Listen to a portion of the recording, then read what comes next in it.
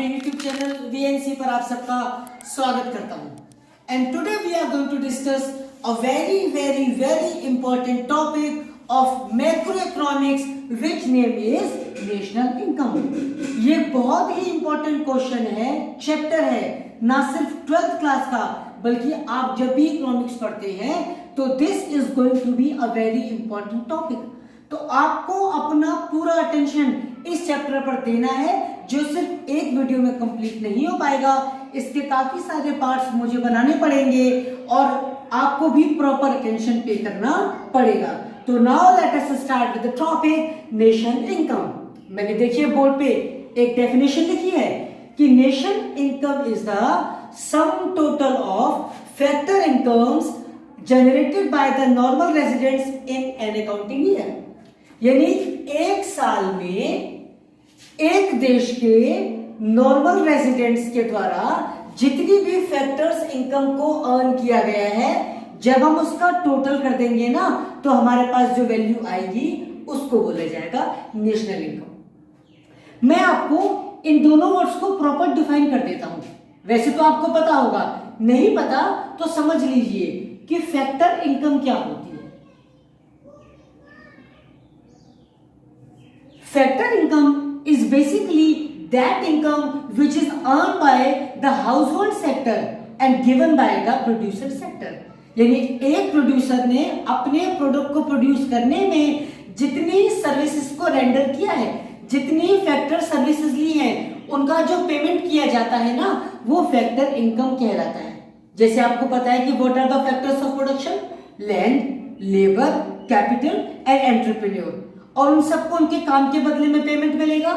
जैसे लैंड को बदले में मिलता है रेंट, लेबर को मिलता है compensation which include salary, wages, bonus, commission etcetera. Capital investment पर क्या मिलता है? इंटरेस्ट। और एंटरप्रेन्योर को क्या मिलता है? प्रॉफिट। तो these all are called the factor income. इसका मतलब जब भी नेशन इनकम कैलकुलेट करेंगे ना तो फैक्टर इनकम लिखी जाएगी, ना कि ट्रांसफर इनकम। अब ट्रांसफर इनकम क्या होता है? ट्रांसफर इनकम को यूनिलेटरल ट्रांसफर या वन साइडेड इनकम या अनअर्न इनकम कहा जाता है। यानी ऐसी कोई इनकम जो किसी एक पार्टी ने दूसरी पार्टी को दी है लेकिन बदले में कोई सर्विसेज नहीं ली। Grants, donation, charity transfer incomes कहलाती है। तो जब भी हम नेशन इनकम की बात करेंगे तो एक साल में जितनी भी फैक्टर्स इनकम अर्न की गई है ना, उसका टोटल किया जाएगा। ये इनकम किसने अर्न की होगी? नॉर्मल रेजिडेंट्स ने। अब मैं आपको ये वाला वर्ड समझा देता हूं कि नॉर्मल रेजिडेंट्स क्या होता है।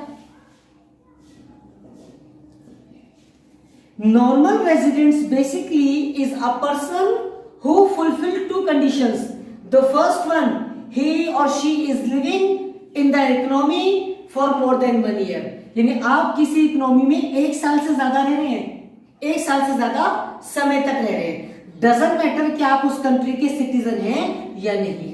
यानी सिटीजनशिप अलग बात होती है और रेजिडेंशियल स्टेटस अलग बात होती है। तो नेशन इनकम ना रेजिडेंशियल स्टेटस को देखने वाला है। दूसरी बात, आपका इकोनॉमिक इंटरेस्ट उस कंट्री में लाई करना चाहिए। इकोनॉमिक इंटरेस्ट मतलब आपकी अर्निंग की जो एक्टिविटीज होती हैं, consumption, production, distribution, investment and all.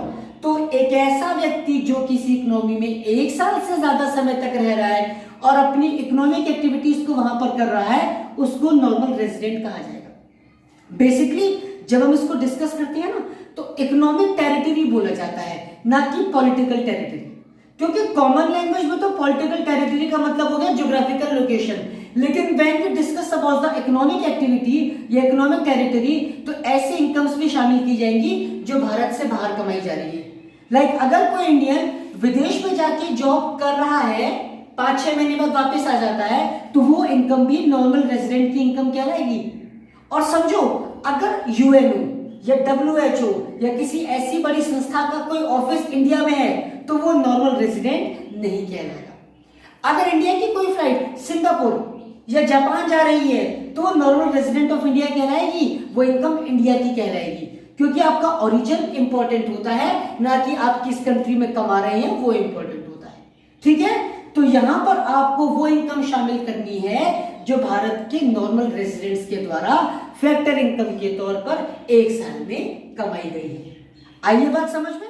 अब इसके बाद पढ़ते हैं डोमेस्टिक इनकम और नेशनल इनकम। दोनों में थोड़ा सा डिफरेंस है, क्योंकि डोमेस्टिक इनकम क्या है? Domestic income is the sum total of income earn in an economy in an accounting year. एक देश में एक साल में जितनी भी इनकम्स अर्न की गई हैं उसके टोटल को डोमेस्टिक इनकम कहा जाता है। चाहे वो नॉर्मल रेजिडेंट्स ने अर्न की हो या वो एनआरआईज ने अर्न की हो, ये होता है डोमेस्टिक इनकम। बट हमें क्या कैलकुलेट करना है? नेशन इनकम, क्योंकि nation income is the sum total of the factor income generated by the normal residents in an economy, by the normal residents of an economy. तो अगर कभी question में domestic income given हो और आपको nation income में उससे convert करना है, तो व्हाट इज द फॉर्मूला या what is the method by which you can convert the domestic income into nation income? Look at the code. The domestic income plus NFIA will be equal to national income. अब आप कहोगे कि Manish sir domestic income तो आपने बता दी, nation income हमें पता है, NFIA ये क्या चीज है जिसको आपने डोमेस्टिक इनकम में प्लस किया है? तो NFIA का फुल फॉर्म है net factor income from abroad. मतलब समझाता हूं, income earned by normal residents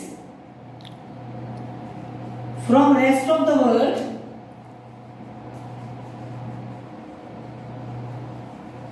minus या subtract income earned by NRIs from domestic territory।